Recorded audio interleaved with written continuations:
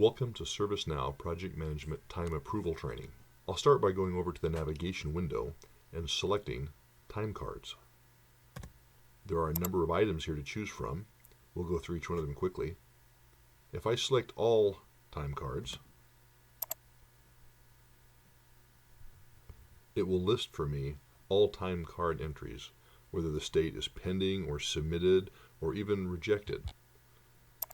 This view is very busy, and unless you're wanting to build a specific report, probably isn't terribly useful. The next menu item is pending, which of course shows us all of the pending time entries for all of my employees for this pay period.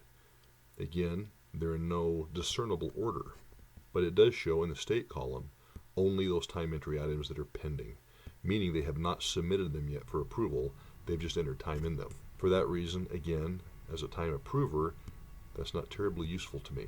Submitted lists all of the tasks from all of my employees that have been submitted for my approval. One approach we could do, which I don't necessarily recommend, is if I wanted to see, say, all of Jerry Satterley's time entries that have been submitted for my approval, I could go to the user column, right-click on his name, and show matching. Now we can see all of Gerald Satterley's time that has been submitted for the current pay period, and if I scroll down, we'll see that it totals 80 hours. I could at this time either select certain rows that I want to approve or reject, or what we would usually do is, of course, select this button down here which selects all of the rows, and in the pull-down menu we would select approve, which for instructional purposes I'm not going to do right now. The next menu item would be approved. If I had approved someone's time entries, they would all show up in this window for all of my employees. Processed would mean those time entries that have been both submitted, approved, and processed by the payroll group.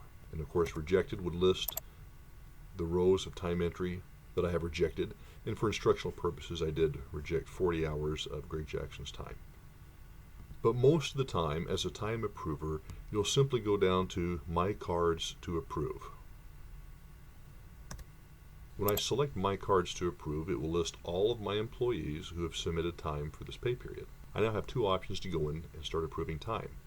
If I select this underlined area for Debbie's time, it will show me all of her submitted time for the current pay period.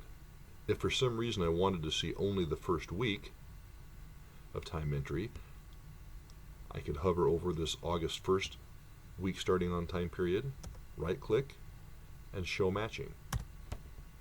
And we can see that she's submitted 41 hours for that first week in the time period.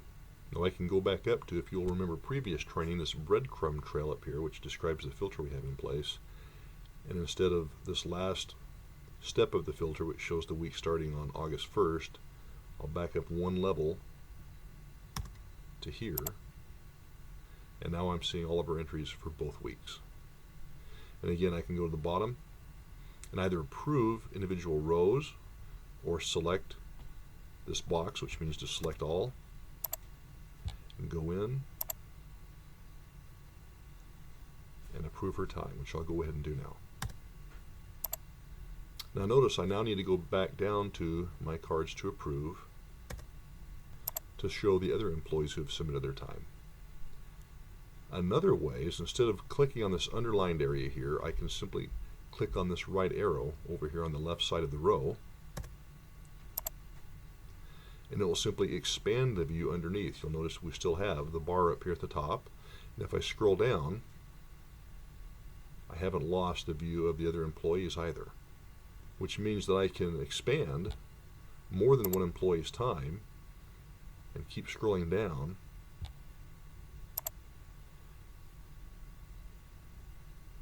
and if everything looks appropriate,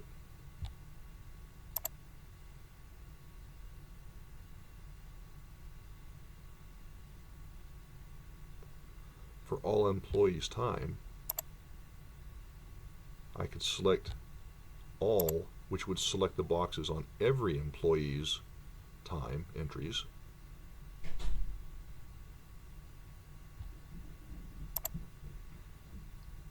and approve. But I'm not going to do that at this point. A point of clarification: when approving more than one row at a time, keep in mind that each manager must approve each employee's time individually. You can approve more than one employee's time so long as you've reviewed more than one employee's time, and you can approve multiple rows.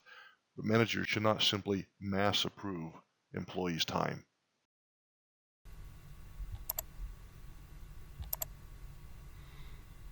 Instead, I'll go ahead and collapse all but one. One thing to be careful of in this view where we're expanding one or multiple employees, if I were to scroll down at this point and I see 80 hours over here for Jerry's time, and go ahead and select all and hit approve, I will have just approved everyone's timesheets altogether. Because even though I haven't expanded these other employees, notice their boxes are also checked. So when you select all with this box, it means everything, not just the rows that are currently visible, but everything in the spreadsheet.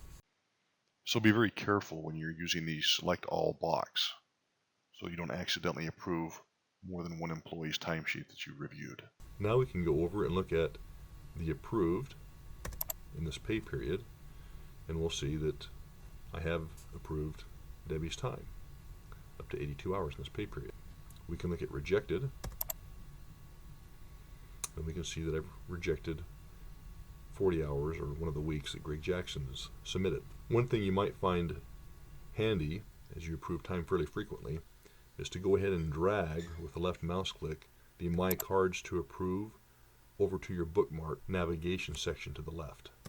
That way, no matter where you're at with the navigation window, you'll always be able to go in and look at your pending time cards. Let's take a moment to cover how to delegate your approval of timesheets. Go to Self-Service, My Profile.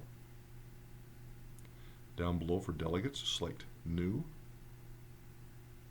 Choose someone that you would like to delegate as your time approver. Make sure it is someone that is at least at a peer level of management. A subordinate cannot be used to approve time. Select Time Approval, and by default, the time period that the delegation will be extended starts at today's date and time, and you should put an end date in place so that it's not open-ended. I'll go to today, and I'll jump forward to next Tuesday. Submit, and now here's the information on that time delegation.